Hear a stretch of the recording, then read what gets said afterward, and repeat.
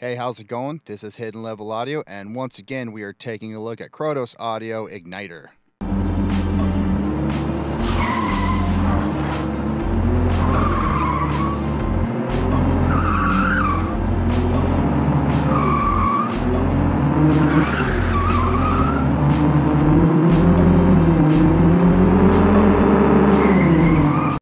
All right, well, let's take a look at Pro Tools and Igniter and see what this video is all about.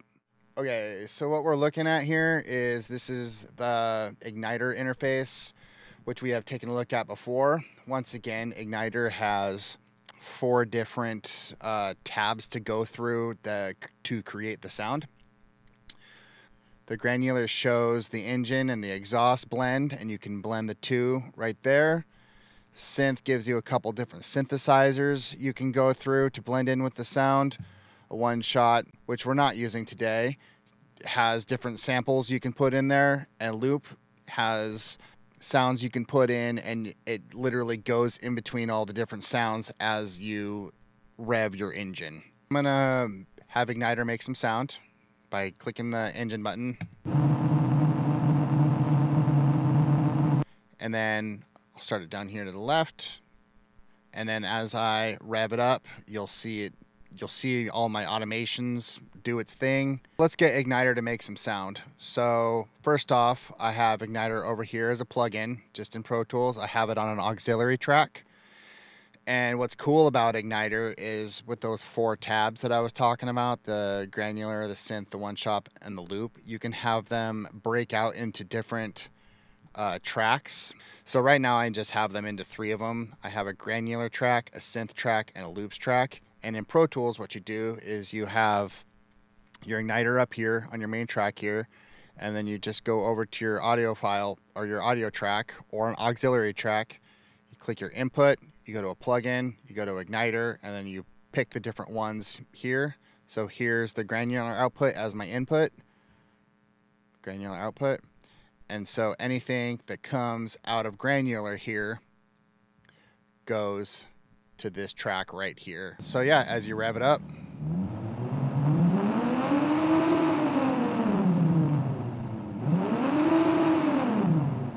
and we're just hearing this granular track right here. So if I go over here to synth, it's kind of low, but as I rev it up,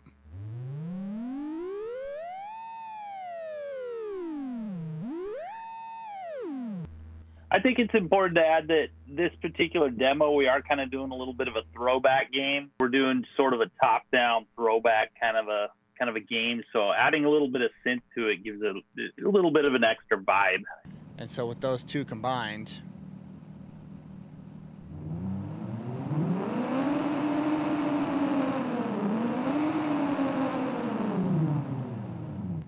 I mean, this program, you can't get much better than this if you just, like when John made this, he's literally driving as he's watching the car move down the road. He's literally throttling this program, and it sounds exactly like what the car would be doing.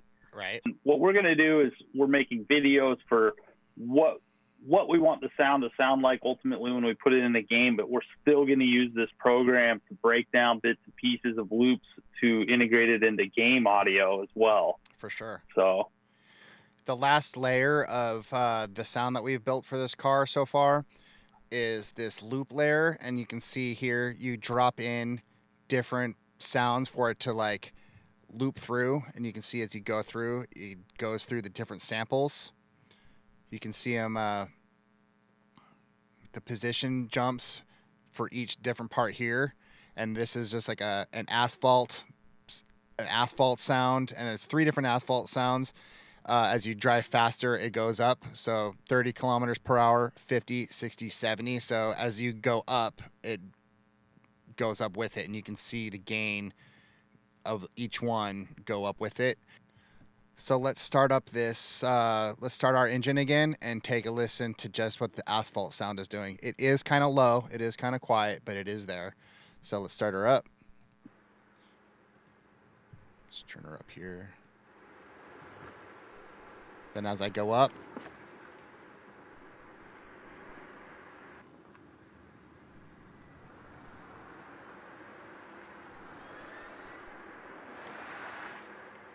And so that's just happening really subtly under everything else.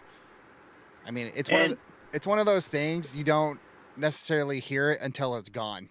You know what I mean? yeah, and then that structure looks very similar. How the loop structure up above looks similar to how you would like design the loop structure in middleware once it's in a game.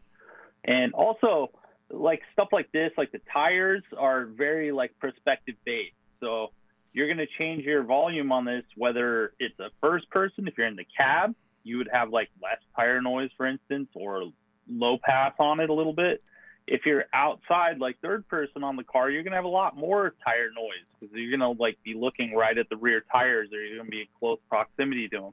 This game is overhead, so we're going to actually have very little tire noise. We're going to have mostly the sound of the overall car kind of coming up at you from the ground. So yeah, and it's nice to have there, and that's the good thing about being able to print it and break it out into, you know, the different layers, so you can kind of use a little bit of this, a little bit of that, in as its own individual file as needed. Right. So in other words, you're not going to necessarily turn everything down based on what you're seeing visually on the cinematic when you're creating it, but you go through later in post and you can just attenuate everything, automate everything the way you need it, based on the perspective and what feels right. Yeah. We have some skidding sounds, some atmosphere, a crashing sound.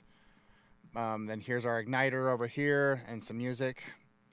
So what we're seeing here is the actual automation of our revs on the granular path. Here it goes.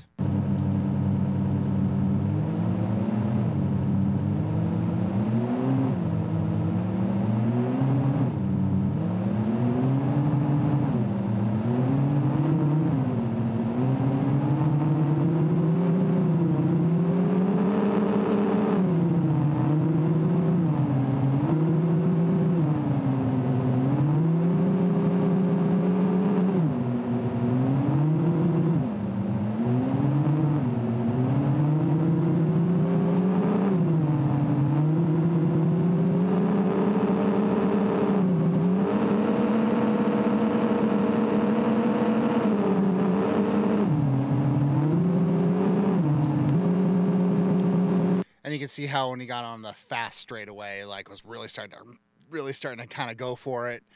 And then we never really go full throttle because I feel like, you know, you want to go on a real long straightaway with it. But you could definitely see how it follows as he goes faster and changes. And I literally would just drag this rev thing and just go with it. And I watched it a few times, maybe re-record a couple parts of the automation. And then you can go in there by hand and kind of do some lowering, or take like a section and lower a section, or take like a certain part and lower it. So I mean, you have, you know, all sorts of different options on how you want to like detail your car moving, you know. Right. It's like you kind of want to do a pass where you're doing it intuitively, and then you go back and you can just fine tune it by hand. And then also, this little green block will eventually turn into a delivery truck too. We're not dealing with a Lamborghini here or anything. Just so we're doing just a normal car going pretty fast down the streets is kind of what we're emulating. So that's just a real quick overview on how we were to make car sounds for this game, as just a demo to pump out something of, this is kind of what we think. What do you think? Get some feedback, and then we can kind of go from there. Yeah, it was just that's one of the great features of using a plugin like this, is our customer just wanted us to just spitball some sounds.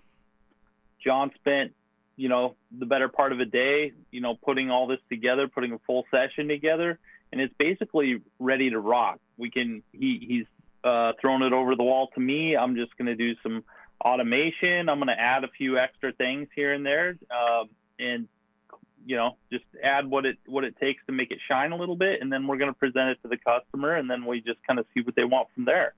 And we can always go back to Igniter, use different car engines, use different sounds or anything like that. It was a fairly easy and painless process to just jump into Igniter, rev the car, intuitively work the throttle, as it were, via the mouse, and there you go, versus throwing in samples from other audio packs or something, than trying to make them work into the sound of the game. This way we can just use a plugin. Well, right on. Thanks again for checking out this second look at Igniter from Krotos Audio. We are Hidden Level Audio. That's Chad. I'm John. And yeah, we look forward to any kind of feedback and catch you on the other side. Thanks, guys.